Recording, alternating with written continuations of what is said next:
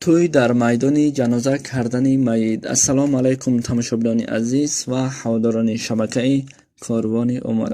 از شما یک خواهش و یک التماس دارم. همین قصه را تا آخر خوب گوش کنید.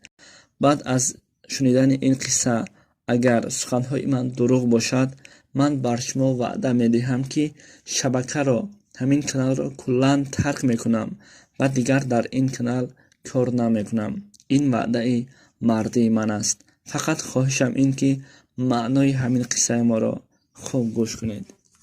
ماه ینور است. آب و هوا سرد. در کوچه های مسکو آدمان زیاد. همه با کار و بار خودش سرسان و سرگردان. بختیار صبح از خواب خسته با پای خنک خورده اش نسکی پوشید. در واگن زندگی کردن به آنها عادت شده مانده بود. بیچاره مسافران با این گونه حیات و با این گونه زندگی همگی عادت کردنشان عجبی نیست. آنها برای یک بریده نان از آغوش پدر و مادر و از آستانه وطن به او جایها رفتند. بختیار هم یکی از چنین تقدیرها بود. او هم عائله‌ام گفته در سرده زمستان روسیه کار میکند. از یک سو درد و غم و یاد پدر و مادر، برادر و خواهر، او با همین حال و فکر روزش را میگذراند. هر وقت با خانگی هایشان صحبت میکرد که حال مادرش باز خوب نیست. این خبر باز هم درد او را دو چند زیاد میکرد. به وطن برگردم گوید چاره نداشت، چون پول برایش لازم. 2 سال می شود که دختری را فاتحه کرده بود. باید عائله دار شود. زندگی را فکر کرده صبر را برای خودش انتخاب کرد و ناعلاج به کار می رفت. با همین دردی دوری از پدر و مادر کار می کرد. روزها می گذشت که روزی در کار بود. به گوشش زنگ تلفن رسید. رفت تلفنش را گیرد. 5 بار неприятный номер و 3 SMS، یعنی که سفشنی آمده است. وقتی بیند که پدرش زنگ زده است، در دل بختیار غم آمد. گفت بخیر باشد. پدرم در این روز زنگ نمیزد. چی شده باشد؟ گفته به پدرش زنگ زد. الو پدر جان، السلام علیکم، شما خوب هستید؟ پدر گفت علیکم سلام. بله پسرم ما خوبیم، اما مادرت گفت و خب کرد. بختیار باشد خواطر شده. پدر. الو پدر جان، چی شد با مادرم؟ گپ زنید. الو. پدرش گفت پسرم، مادرت عین حال خوب است. میخواهد تو را بیند. اگر امکان باشد زودتر به خانه برگرد. دردی بختیار باز هم زیاد شد. دوان به نزد بریگادیر رفته وضعیت را بر او فهماند. بریگادیر باشد گفت بخا جان، من حتما کاری تو را امروز به فردا بود میکنم و البته پول تو را آورده میدهم. بختیار همان روز را چگونه گذراند خودش نمیدانست. شب شد. آنها از کار به جای خواب، یعنی به واگن برگشته آمدند. همه استراحت میکرد که در همین وقت بریگادیر آمد. داخل واگن شد. بختیار زود از جایش پریده خست و به نزد بریگادیر حاضر شد. بریگادیر باشد گفت بخا جان، شیف پول نداد. گفت در آخر ماه میدهم. برای همین انتظار باید شوی. بختیار که دیگر چاره برای ایستادن نداشت، به تقدیر تن داده به شناس و دوستانش زنگ زد.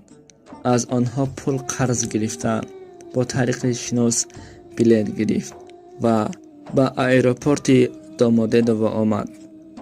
البته در او حالت سرد زمستان خیلی سرد است.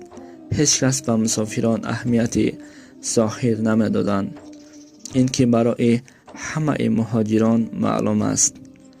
وقتی پرواز هم شد، او بر هواپیما برآمده در جای خود آرام نشست. هواپیما که در آسمان صاف و بی غبار در هوای بی حد و کنار پرواز میکرد، میلیاردها ستاره ها را تماشا میکرد. اما در دل غم و در چهره افکاری نمایان بود. از کار و بار زیاد و فکر و غم خوابش برد. کمی از غم دنیا آزاد شده بود. بعد از چند صدای آمادگی به فرآمدن هواپیما او را از خواب بیدار کرد و از بالا وطن را تماشا میکرد که وطن به نهایت زیبا میتافت. شاد شد و خوشبختانه به وطن هم رسید. در داخل ایروپورت تاجیکستان کارمندان آنجا صد نکند هم دل صاف دارند و معامله خوب میکنند و از ایروپورت بیرون شد و چقور چقور نفس میکشید. میگفت جانم فدایت ای وطن. یک تاکسی را گرفت و روان به خانه اش شد.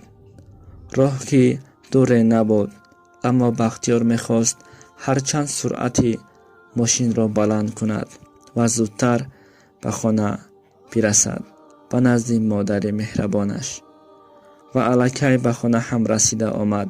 صدای سیگنال ماشین به گوش پدر و مادر، برادر و خواهر رسید. آنها از خانه بیرون شده بینند که بختیار از ماشین فرآمده ایستاده است. شاد شده او را به آغوش گرفتند. یک خواهر و دو برادر و پدرش بود. مادر باشد در داخل خانه انتظار به آنها سلام علیک آغوش به آغوش کردند.